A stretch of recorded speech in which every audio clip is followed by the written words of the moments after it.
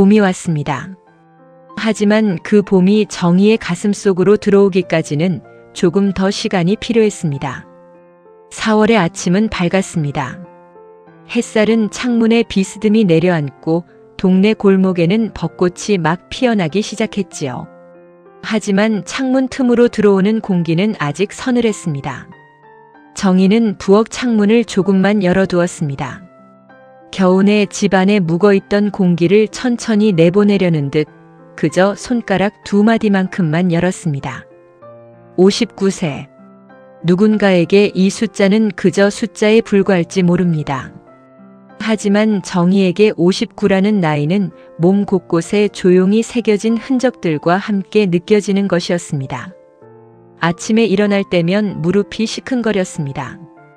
거울 앞에 서면 손등의 주름이 언젠가부터 낯설지 않게 느껴졌고 밤이면 남편의 숨소리가 예전보다 훨씬 멀게 들렸습니다. 그 모든 것들이 소리 없이 하지만 분명히 쌓여 있었습니다. 정희의 이름은 오정희였습니다. 경기도 어느 작은 읍내에서 태어나 어릴 때부터 손재주가 있다는 말을 들으며 자랐습니다.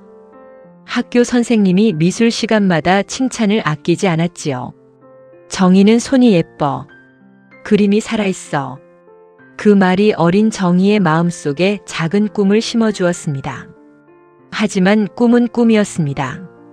집안 형편이 넉넉하지 않았고 오빠의 대학 등록금을 마련하는 것이 먼저였지요. 정희는 고등학교를 마치자마자 서울로 올라와 봉제 공장에 취직했습니다. 형광등 불빛 아래서 하루 12시간을 재봉틀 앞에 앉아 있었습니다. 그 시절 공장 창문 너머로 보이는 하늘이 얼마나 파랬는지 그 파란 하늘을 올려다보며 정희는 생각했지요. 언젠가는 내가 그 하늘을 그릴 수 있을 거라고. 하지만 언젠가는 오지 않았습니다. 25에 결혼을 했고 27에 처사이를 낳았습니다. 그 뒤로 정희의 손에는 붓 대신 행주가 들렸고 캠퍼스 대신 밥상이 놓였습니다. 시어머니를 모시며 살림을 꾸렸고 아이 둘을 키우며 하루하루를 견뎌냈습니다. 그 시절에는 자신을 생각할 틈이 없었습니다. 아니, 있었는지도 몰랐습니다. 그러던 어느 날이었습니다. 큰아이가 결혼해 집을 떠나고 작은아이도 취직을 하며 독립했지요. 시어머니는 3년 전에 돌아가셨고 이제 집에는 정희와 남편 단둘이 남았습니다. 갑자기 하루가 너무 길어졌습니다. 아침 6시에 일어나 남편 밥을 차려주고 설거지를 하고 청소를 하고 나면 오전 10시. 그 뒤로 이어지는 긴 오후를 정희는 어떻게 보내야 할지 몰랐습니다. 텔레비전을 켰다가 끄고 마당을 쓸었다가 다시 들어오고 냉장고를 열었다가 닫고 이웃집 담 너머로 들어오는 봄꽃 향기를 멀거니 맡았습니다. 그러던 어느 날 오후 정희는 혼잣말처럼 중얼거렸습니다. 나는 뭘 좋아했더라. 그 말은 입 밖으로 나오는 순간 이상하게 낯설었습니다. 나를 위한 것. 내가 좋아하는 것. 수십 년 동안 단 한 번도 스스로에게 물어본 적이 없는 질문이었습니다. 정희는 동네 복지관 게시판에서 우연히 전단지 하나를 발견했습니다. 시니어 미술반 수강생 모집 매주 화목 오전 10시 봄학기 새 출발. 작은 글씨로 쓰인 전단지였지만 정희의 눈에는 그 글자들이 유난히 선명하게 들어왔습니다. 집에 돌아와서도 그 전단지가 자꾸 생각났습니다. 이 나이에 뭘 새로 시작하나 싶기도 했고 혹시 잘 못 그리면 창피하지 않을까 싶기도 했습니다. 며칠을 고민하다가 정희는 결국 전화를 했습니다. 수화기를 들고 번호를 누르는 손이 조금 떨렸지요. 드디어 첫 수업날이 되었습니다. 정희는 오래된 천가방에 스케치북과 연필을 넣고 집을 나섰습니다. 버스를 타고 가는 동안 창밖으로 보이는 봄 풍경이 오늘따라 더 밝게 느껴졌습니다. 가슴 한켠에서 무언가가 조금씩 두근거렸습니다. 설렘이었습니다. 얼마 만에 느껴보는 설렘인지 정희는 그 감정의 이름을 잠시 잊고 있었습니다. 문화센터 강의실 안에는 비슷한 또래의 여자들이 5, 6명 앉아 있었습니다. 어떤 분은 혼자 조용히 스케치북을 펼쳐놓고 있었고 어떤 분은 옆 사람과 수다를 떨고 있었습니다. 정희는 조심스럽게 빈자리를 찾아 앉았습니다. 처음 오셨어요? 옆자리에 앉은 여자가 부드럽게 말을 걸었습니다. 짧게 파마를 한 눈가에 웃음주름이 많은 분이었지요. 네, 처음이에요. 정희는 작게 대답했습니다. 그 짧은 교환이었지만 이상하게 마음이 놓였습니다. 자신과 비슷한 사람들이 비슷한 나이에 비슷한 마음으로 여기 앉아 있다는 사실이 조용한 위로가 되었습니다. 그날 처음으로 그린 것은 사과였습니다. 강사가 테이블 위에 빨간 사과 하나를 놓아두었지요. 정희는 연필을 들고 천천히 선을 그었습니다. 선은 서툴렀고 비율은 어색했습니다. 하지만 신기했습니다. 손이 떨리지 않았습니다. 오히려 붓 아닌 연필을 잡은 손에서 오랫동안 잊고 있던 무언가가 흘러나오는 것 같았습니다. 집으로 돌아오는 버스 안에서 정희는 자신도 모르게 입술을 살짝 올렸습니다. 재밌었어. 그 말은 너무도 오랜만에 느껴보는 솔직한 감정이었습니다. 남을 위해서가 아니라 나를 위해 시간을 쓴 날. 정희의 봄이 그렇게 조심스럽게 시작되었습니다. 그날 이후 정희의 일상은 조금씩 달라졌습니다. 일주일에 2번 수업이 있는 날이면 아침부터 마음이 달랐습니다. 남편 밥을 차리면서도 손이 빨라졌고 설거지를 하면서도 발이 가벼웠지요. 집에 돌아와서는 스케치북을 거실 탁자에 펼쳐놓고 그날 배운 것을 다시 따라 그렸습니다. 남편 형식은 처음에는 아무런 말도 하지 않았습니다. 그저 소파에 앉아 텔레비전을 보면서 가끔 힐끔 쳐다볼 뿐이었지요. 그러던 어느 날 저녁 식사 자리에서 식탁 끄트머리에 놓인 스케치북을 바라보던 남편이 말했습니다. 이 나이에 뭘 그렇게 열심히 해? 가볍게 던진 말처럼 들렸습니다. 하지만 정희의 마음 어딘가에 그 말이 작게 걸렸습니다. 칭찬도 아니고 응원도 아니고 그렇다고 반대도 아닌 그 어정쩡한 온도가 마음속에 머물렀습니다. 그냥 재미있어서요. 정희는 웃으며 대답했습니다. 그 웃음 속에 얼마나 많은 말이 담겨 있었는지 남편은 알지 못했을 것입니다. 그날 이후로 집안의 공기가 아주 조금 미묘하게 달라졌습니다. 말로 설명할 수 없는 무게가, 눈에 보이지 않는 거리가 천천히 둘 사이에 쌓이기 시작했습니다. 하지만 정희는 멈추고 싶지 않았습니다. 이것은 처음으로 자신만을 위해 시작한 일이었기 때문입니다. 그 작은 사실이 정희에게는 무엇보다 소중했습니다. 봄이 깊어갈수록 꽃은 더 풍성해졌습니다. 골목 담벼락을 넘어오는 개나리가 노랗게 물들었고 아파트 화단의 벚꽃은 바람이 불 때마다 눈처럼 흩어졌습니다. 하지만 정희의 집 안에는 그 따뜻한 봄이 쉽게 들어오지 못하고 있었습니다. 미술반에서 전시회 이야기가 나온 것은 수업을 시작한 지 한 달 무렵이었습니다. 강사 선생님이 말했습니다. 이번 봄에 작은 전시회를 열 계획이에요. 수강생 여러분 모두 한 점씩 출품해 주시면 좋겠어요. 교실 안이 순식간에 웅성거렸습니다. 어떤 분은 반갑다며 손뼉을 쳤고 어떤 분은 우리 실력으로 가능하냐며 웃었지요. 정희도 속으로 두근거렸습니다. 하지만 동시에 아직 말하지 않은 걱정 하나가 가슴속에 내려앉았습니다.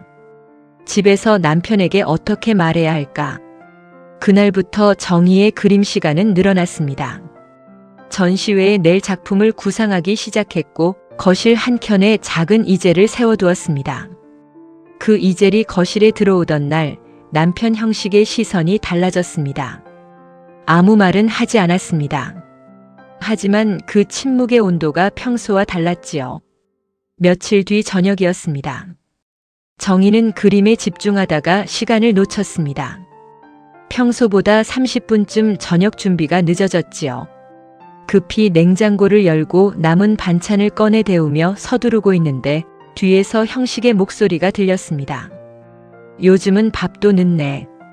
말 자체는 짧았습니다. 하지만 그 안에 담긴 날이 정희의 등에 와 닿았습니다. 정희는 잠시 손을 멈췄다가 다시 움직였습니다. 그림 좀 하다 보니 시간이 지나갔어요. 그림이 밥보다 중요해? 정희는 대답을 하지 않았습니다. 대답을 하면 더 길어질 것 같았고 더 길어지면 상처가 깊어질 것 같았기 때문입니다. 하지만 그 침묵은 잊히지 않았습니다. 잠들기 전에도 다음 날 아침에도 밥을 먹으면서도 그 말이 자꾸 머릿속을 맴돌았습니다. 그림이 밥보다 중요해? 그 말은 사실 질문이 아니었습니다. 이미 답을 정해놓고 던진 문장이었지요. 당연히 아니지. 그러니까 그만해. 정희는 그 문장의 진짜 의미를 알고 있었습니다. 수업이 있는 날 미술반에 가면 같은 처지의 수강생들과 잠깐씩 이야기를 나눴습니다. 정희 옆에 늘 앉는 순자 씨는 시원시원한 성격의 분이었는데 어느 날 이렇게 물었습니다. 정희 씨 남편분은 뭐라고 안 하세요? 취미 생활하는 거요. 정희는 잠시 웃었습니다. 그냥 별 말씀 없으세요. 그 말은 사실과 조금 달랐습니다. 좋겠다. 우리 집 영감은 내가 여기 온다고 하면 뭐 하러 가냐고 핀잔이에요. 밥은 누가 하냐고 집은 누가 지키냐고. 순자 씨는 웃으며 말했지만 그 웃음 속에는 진짜 피로가 묻어 있었습니다. 정희는 그 말을 듣고도 따라 웃을 수가 없었습니다. 자신의 상황이 크게 다르지 않다는 것을 알고 있었기 때문입니다.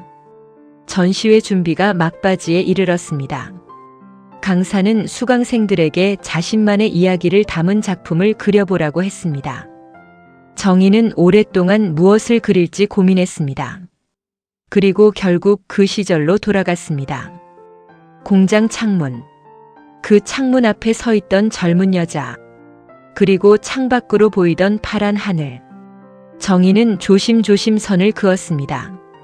오래된 기억이었지만 손이 기억하고 있었습니다. 그 창문의 모양을, 형광등 불빛의 색을, 하늘의 파란 깊이를. 그림을 완성하고 나서 물끄러미 바라봤습니다. 그 그림 속 여자의 눈빛이 자신을 닮아 있었습니다. 무언가를 바라보고 있지만 아직 닿지 못한 눈빛. 그날 저녁 정희는 용기를 냈습니다. 그림을 들고 거실로 나왔습니다. 이거 완성했어요. 전시회에 낼 거예요. 형식은 텔레비전에서 시선을 거뒀습니다. 그림을 받아들고 잠시 들여다봤습니다. 그 몇 초가 정희에게는 아주 길게 느껴졌습니다. 취미치고는 진지하네. 그 말은 칭찬도 아니고 비난도 아니었습니다. 하지만 정희는 그 안에서 미묘한 거리감을 느꼈습니다. 취미. 그 단어가 조금 아팠습니다. 전시회도 나가려고요. 형식은 잠시 멈췄습니다. 꼭 그래야 돼? 정희는 손을 내려다봤습니다. 그리고 조용히 말했습니다. 하고 싶어요. 형식은 한숨을 내쉬었습니다. 그 한숨이 방 안의 공기를 흔들었습니다. 이 나이에 뭘 그렇게까지 해? 남들이 보면 뭐라고 하겠어? 남들이요? 정희의 목소리가 조금 흔들렸습니다. 당신 친구들도 그런 거 하고 다녀? 다들 집에 있지 않아? 그 말은 정희를 향한 것이었지만 사실은 세상의 기준을 내세우는 말이었습니다. 다들 그렇게 한다. 보통은 이렇게 한다. 정희는 그 기준들이 얼마나 오랫동안 자신을 눌러왔는지 알고 있었습니다. 나도 하고 싶은 게 있어요. 처음으로 단단한 목소리가 나왔습니다. 형식이 잠시 정희를 바라봤습니다. 그 눈빛에는 익숙하지 않은 무언가가 담겨 있었습니다. 지금까지는 가족을 위해 살았어요. 정희의 말이 이어졌습니다. 아이들 키우고 어머님 모시고 당신 뒷바라지하고. 그게 잘못이라는 게 아니에요. 나도 그게 내 삶이었다고 생각해요. 하지만 이제는 조금, 아주 조금은 나를 위해서도 살아보고 싶어요. 거실이 조용해졌습니다. 텔레비전 소리만이 낮게 흘렀습니다. 형식은 아무 말도 하지 않았습니다. 그 침묵은 이해가 아니었습니다. 받아들이지 못함 혹은 어떻게 반응해야 할지 모름. 그런 침묵이었지요. 그날 밤 정희는 쉽게 잠들지 못했습니다. 옆에 누운 형식의 숨소리는 일정했지만 그 거리감은 좁혀지지 않았습니다. 천장을 바라보며 정희는 생각했습니다. 내가 잘못하고 있는 걸까? 그 질문은 쉽게 답이 나오지 않았습니다. 하지만 한 가지는 분명했습니다. 이 길을 이제는 되돌아가기 어렵다는 것.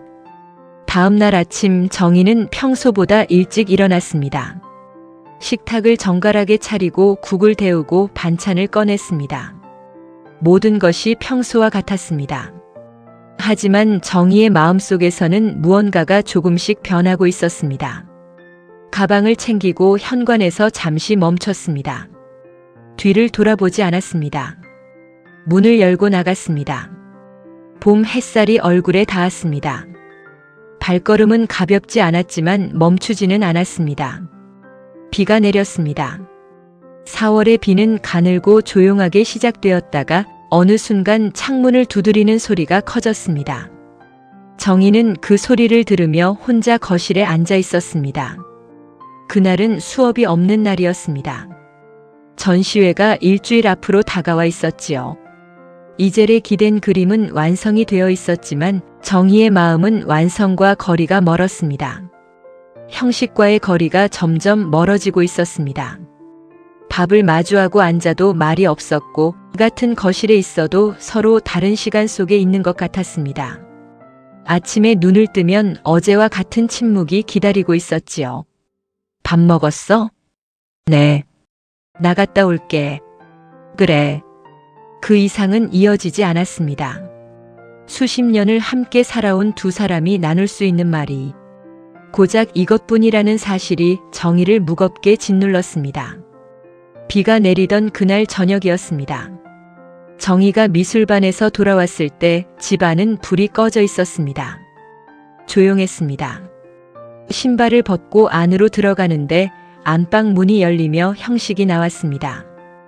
표정이 굳어 있었습니다. 어디 갔다 왔어? 질문이 아니었습니다. 확인이었습니다. 수업이요. 수업. 맨날 수업이야. 형식은 소파에 앉으며 말을 이었습니다. 당신 요즘 집에 있는 시간이 얼마나 돼? 아침에 밥 차려주고 나가면 하루 종일 어디 있다가 저녁 다 돼서 들어오는지 알아? 정희는 가방을 내려놓으며 말했습니다. 일주일에 2번인데요. 다른 날은 집에 있잖아요. 2번이면 2번이야. 그날 밥은 늦고 집은 정신없고 제가 그렇게 집을 엉망으로 놔뒀나요? 정희의 목소리가 조금 높아졌습니다. 스스로도 놀랐지요. 평소 같으면 이쯤에서 그냥 넘어갔을 텐데. 당신은 뭐가 불만이야 대체? 형식의 목소리도 높아졌습니다. 집이 이렇게 돌아가는 게 맞냐고. 당신은 맨날 나가 있고 내가 뭘 먹든 신경이 났어. 이 나이 먹고 그림 그린다고 나다니면 주변에서 뭐라고 하는지 알아? 주변에서 뭐라고 한다. 그 말이 정희의 가슴을 찔렀습니다. 아, 이 사람은 내가 아니라 남들 시선이 불편한 것이구나. 그만해. 형식이 짧게 말했습니다. 뭐요? 그 그림. 전시회도 그만해. 이 집에서 그런 거 계속 못 봐. 정희의 손이 멈췄습니다. 공기가 순간 멈춘 것 같았습니다. 왜요? 그 한마디에 수십 년이 담겨 있었습니다. 수십 년 동안 하지 못했던, 하지 않았던 왜요라는 질문이. 왜요가 뭐야? 그냥 그래. 이상하잖아. 뭐가 이상해요? 나이 50의 그림이 뭐야? 애들도 다 컸고 이제 집에서 좀 쉬어야지. 여태 고생했으면 됐지. 또 무슨 새로운 걸 한다고. 쉬는 게 나한테 뭔지 당신은 알아요? 정희의 목소리가 떨렸습니다. 하지만 이번에는 무너지지 않으려 했습니다. 나한테 쉬는 게 그냥 집에 앉아 있는 게 아니에요. 그게 나한테는 쉬는 게 아니에요. 답답한 거예요. 그럼 나는 뭐야? 형식의 그 말이 정희를 멈추게 했습니다. 내가 이 집에서 뭐야?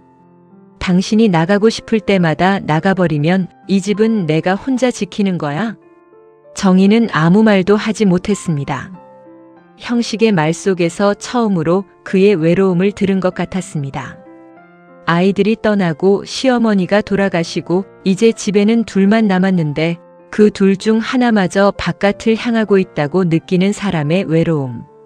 하지만 그것을 이해한다는 것이 자신을 다시 가두어야 한다는 뜻은 아니었습니다. 그런 게 아니에요. 그럼 뭔데? 나도 숨 좀 쉬고 싶어요. 그 말은 아주 작게 나왔습니다. 하지만 그 작은 말 속에 30년이 넘는 세월이 들어 있었습니다. 형식은 한참 정희를 바라보다가 안방으로 들어가 버렸습니다. 문이 닫히는 소리가 났습니다. 조용한 소리였지만 정희의 가슴에는 쾅 하고 울렸습니다. 그날 밤 정희는 방에 혼자 앉아 있었습니다. 이젤에 기댄 그림을 오래도록 바라봤습니다. 그림 속 젊은 여자는 여전히 창밖을 바라보고 있었습니다. 그 눈빛이 지금의 자신과 겹쳐 보였습니다. 내가 틀린 걸까? 작게 중얼거렸습니다. 하지만 대답은 들리지 않았습니다. 다음 날 정희는 수업에 나가지 않았습니다. 전화가 몇 번 왔지만 받지 않았습니다. 붓을 들지 않았고 스케치북도 열지 않았습니다. 하루 종일 같은 자리에 앉아 있었습니다. 그러다 문득 무서운 생각이 들었습니다. 자신이 다시 예전으로 돌아가고 있다는 생각. 아무것도 바라지 않고 아무것도 원하지 않고 그저 주어진 자리에만 있던 그 시간으로. 그 생각이 더 무서웠습니다. 밤이 되어서야 정희는 그림 앞에 섰습니다. 천천히 손을 뻗어 붓을 들었습니다. 하지만 한참 동안 움직이지 못했습니다. 그리고 조용히 붓을 내려놓았습니다. 눈물이 흘렀습니다. 소리는 내지 않았습니다. 그냥 조용히 흘렀습니다. 다음 날 아침 정희는 거울 앞에 섰습니다. 얼굴이 많이 지쳐 보였습니다. 눈밑이 어두웠고 입술은 굳어 있었지요. 정희는 오랫동안 자신을 바라봤습니다. 그 얼굴을, 아무도 대신 살아줄 수 없는 이 얼굴을. 그리고 조용히 말했습니다. 이대로는 안 되겠다. 그 말은 작았습니다. 하지만 그 안에는 결심이 담겨 있었습니다. 정희는 창문을 열었습니다. 비는 그쳐 있었습니다. 공기는 차갑고 맑았습니다. 깊게 숨을 들이마셨습니다. 그리고 천천히 내쉬었습니다. 이제 선택해야 했습니다. 멈출 것인지 아니면 끝까지 가볼 것인지. 정희는 아직 답을 내리지 못했습니다. 하지만 그 답을 미룰 시간은 점점 줄어들고 있었습니다. 비가 그친 다음 날 아침은 유난히 맑았습니다. 공기 속에 빗물 냄새가 남아 있었지만 하늘은 씻긴 듯 높고 파랬습니다. 정희는 평소보다 일찍 일어났습니다. 혼자 부엌에서 천천히 아침을 준비했습니다. 된장국을 끓이고 계란말이를 만들었습니다. 남편이 좋아하는 반찬들이었지요. 평소와 같은 손길이었지만 오늘은 그 손길에 조금 다른 마음이 담겨 있었습니다. 형식이 거실로 나왔을 때 정희는 식탁 맞은편 의자에 앉았습니다. 형식이 의아한 듯 바라봤습니다. 보통은 정희가 먼저 밥을 차려두고 부엌에서 기다리거나 식탁에 같이 앉더라도 먼저 먹으라고 권하기 마련이었으니까요. 잠깐 얘기 좀 할 수 있을까요? 형식의 손이 멈췄습니다. 의자를 빼다가 그대로 섰습니다. 뭔데? 짧은 말이었지만 어제처럼 차갑지는 않았습니다. 정희는 숨을 가다듬고 말을 시작했습니다. 저 그만두지 않을 거예요. 형식이 천천히 의자에 앉았습니다. 아무 말도 하지 않았습니다. 그림이요. 정희는 눈을 마주쳤습니다. 어제 많이 생각했어요. 밤새 생각했어요. 그만두면 당신이 편하겠다 싶었어요. 다시 예전처럼 집에만 있으면 우리 사이가 조용해지겠다 싶었고요. 근데 그게 맞는 건지 모르겠어요. 형식은 고개를 살짝 숙였습니다. 시선이 식탁 위 밥그릇에 머물렀습니다. 그 대신 집도 놓지 않을게요. 더 열심히 할게요. 밥도 제때 할게요. 집안일도 지금처럼 할게요. 그건 약속할 수 있어요. 잠시 침묵이 흘렀습니다. 형식이 천천히 입을 열었습니다. 나는 갑자기 바뀐 게 낯설었어. 그 말은 처음으로 속마음이 드러난 순간이었습니다. 정희는 조용히 귀를 기울였습니다. 당신이 밖에 나가고 다른 데 집중하고 그게 그냥 편하지가 않았어. 애들도 다 가고 이제 둘만 남았는데 당신마저 어디 다른 데 마음이 가 있는 것 같고. 정희는 고개를 끄덕였습니다. 알아요. 그 짧은 말에 이해와 미안함이 함께 담겨 있었습니다. 잠시 후 정희가 조용히 말했습니다. 근데 저도 처음이에요. 형식이 고개를 들었습니다. 이렇게 제 마음대로 해보는 거요. 지금껏 그런 적이 없었어요. 결혼하고 나서 한 번도 내가 하고 싶은 걸 먼저 생각해 본 적이 없었어요. 그래서 저도 무서워요. 이게 맞는 건지, 내가 너무 욕심을 부리는 건지. 형식은 한참 정희를 바라봤습니다. 그 눈빛은 어제와 달랐습니다. 전시회가 언제야? 그 질문은 아주 작은 변화였지만 정희에게는 크게 느껴졌습니다. 이번 주 토요일이에요. 형식은 더 묻지 않았습니다. 숟가락을 들고 밥을 먹기 시작했습니다. 그 모습을 보며 정희도 천천히 숟가락을 들었습니다. 말은 많지 않았지만 그 아침 식탁의 공기는 달랐습니다. 조금 따뜻했습니다. 그날부터 정희는 더 바빠졌습니다. 아침 일찍 일어나 집안일을 먼저 마쳤습니다.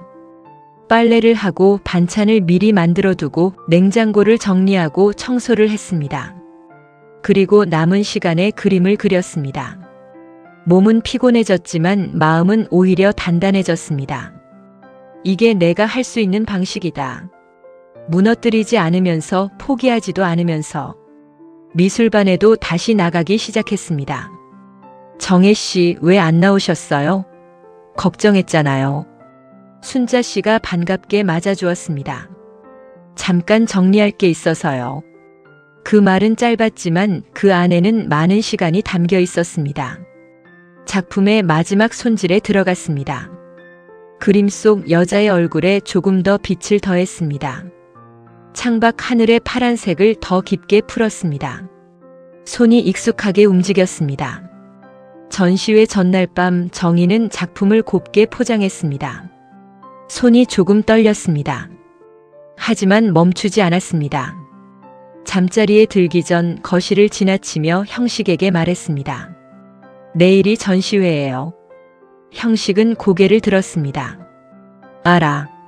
정희는 더 말을 잇지 않았습니다. 기대를 하지 않으려 했습니다. 기대를 하면 실망도 커지니까요.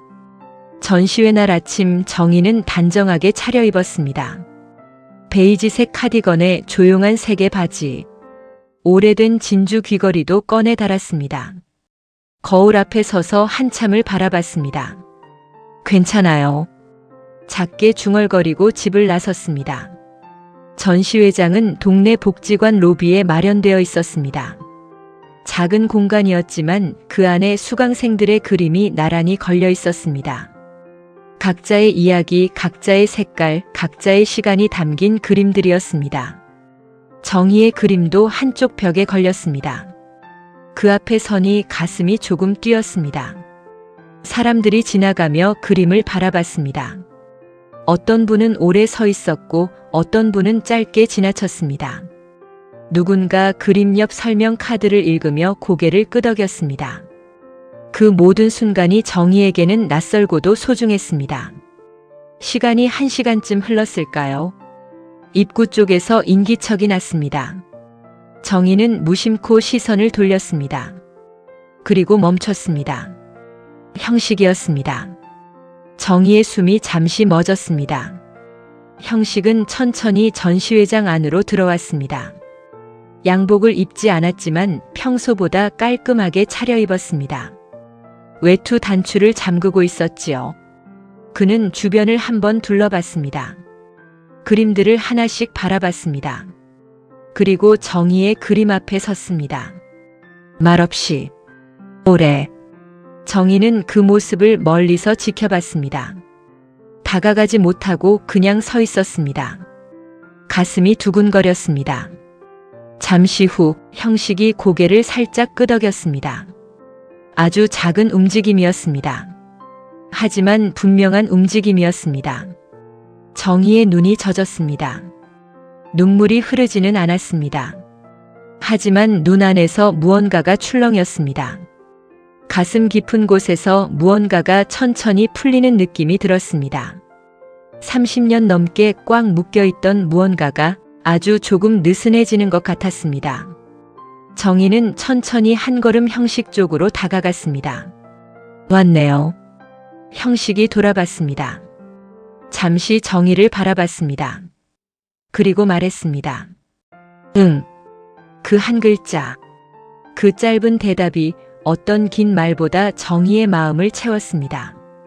전시회가 끝나고 집으로 돌아오는 버스 안 두 사람은 나란히 앉아 있었습니다.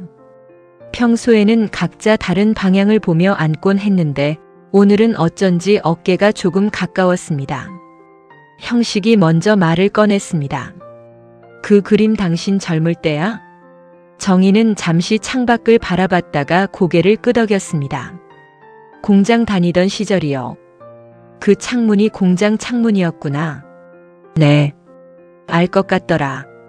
형식의 그 말에 정희는 조금 놀랐습니다. 무뚝뚝한 이 사람이 그림을 보며 그것을 알아챘다는 것이 그때 많이 답답했겠다. 정희는 창밖을 바라봤습니다. 그랬어요. 하고 싶은 건 많은데 할 수 없는 게 더 많았으니까요. 잠시 침묵이 흘렀습니다. 나도 몰랐네. 그런 마음이 있는지. 그 말은 단순한 사실 이상이었습니다. 30년을 함께 살았지만 서로의 마음을 다 알지는 못했다는 것. 그 인정이 오히려 따뜻하게 느껴졌습니다. 저도 말 안 했으니까요. 힘들었겠다. 형식의 그 말에 정희의 눈가가 살짝 뜨거워졌습니다. 괜찮아요. 지금은. 그 말은 진심이었습니다. 지금 이 순간은 정말 괜찮았습니다. 그날 이후 두 사람의 일상은 조금씩 달라졌습니다. 크게 달라진 것은 없었습니다. 여전히 같은 식탁에서 밥을 먹고 같은 거실에서 저녁을 보내고 같은 침대에서 잠을 잤습니다. 하지만 그 안의 온도가 달라졌습니다. 어느 아침 형식이 먼저 말을 건넸습니다. 오늘 수업 가? 정희는 잠깐 놀랐습니다. 먼저 물어본 적이 없었으니까요. 네, 있어요. 늦어? 조금 늦을 수도 있어요. 알았어. 저녁은 내가 뭐 사다 먹을게. 그 짧은 말이 정희에게는 참 크게 느껴졌습니다. 배려라는 것이 이렇게도 작은 말로 전해질 수 있다는 것을 오랜만에 다시 알았습니다. 그림도 계속 이어갔습니다. 이제는 전시회를 위한 그림이 아니라 자신을 위한 그림이었습니다. 어떤 날은 마당에 핀 작은 꽃을 그렸습니다. 어떤 날은 창밖으로 보이는 산의 능선을 그렸습니다. 어떤 날은 형식이 신문 보는 뒷모습을 조용히 스케치했습니다. 그 스케치를 발견한 형식이 멋쩍게 웃으며 말했습니다. 나도 그려? 왜요? 싫어요? 아니, 그냥. 그 어색한 대화가 이상하게 기분 좋았습니다. 어느 저녁 주방에서 반찬을 정리하던 정희에게 형식이 조용히 다가왔습니다. 그거 다음에도 해? 뭐요? 전시회. 정희는 잠시 생각하다가 말했습니다. 기회가 있으면요. 형식은 고개를 끄덕였습니다. 그럼 다음에도 가볼게. 그 말은 특별한 약속처럼 들렸습니다. 네. 그 짧은 대답 속에 얼마나 많은 감정이 담겨 있었는지 말하지 않아도 두 사람은 알 것 같았습니다. 계절은 다시 바뀌었습니다. 봄꽃이 지고 초여름의 바람이 불기 시작했습니다. 정희의 머리에는 흰 머리가 조금 더 늘었습니다. 하지만 표정은 예전보다 훨씬 부드러워졌습니다. 눈가의 주름도 달라 보였습니다.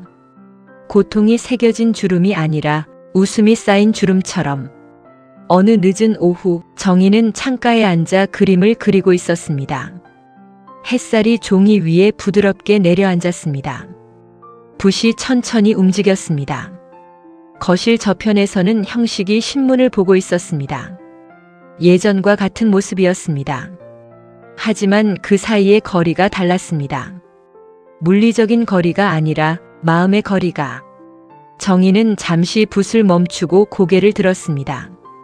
형식도 마침 시선을 들었습니다. 눈이 마주쳤습니다. 아무 말도 하지 않았습니다. 하지만 둘 다 작게 웃었습니다. 그 웃음은 어색하지 않았습니다. 오랜 시간을 돌아와 제자리를 찾은 것 같은 그런 웃음이었습니다. 정희는 다시 그림을 바라봤습니다. 오늘 그리는 것은 이 창가의 풍경이었습니다. 창틀 너머로 보이는 골목, 담벼락에 남은 봄꽃의 흔적, 그리고 멀리 보이는 하늘. 완벽하지 않은 선이었습니다. 어색한 부분도 있었습니다. 하지만 그것이 지금의 자신을 닮아 있었습니다. 완벽하지 않아도 충분히 아름다운. 정희는 조용히 생각했습니다. 조금 늦었지만 괜찮다. 그 말은 자신에게 건네는 위로였습니다. 그리고 확신이었습니다. 살아온 시간은 사라지지 않았습니다. 가족을 위해 썼던 그 시간들은 사라진 것이 아니라 정희라는 사람 속에 쌓여 있었습니다. 그리고 앞으로의 시간도 아직 남아 있었습니다.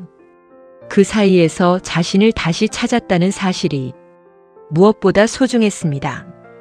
정희는 마지막 선을 그었습니다. 붓을 내려놓고 그림을 한번 바라봤습니다.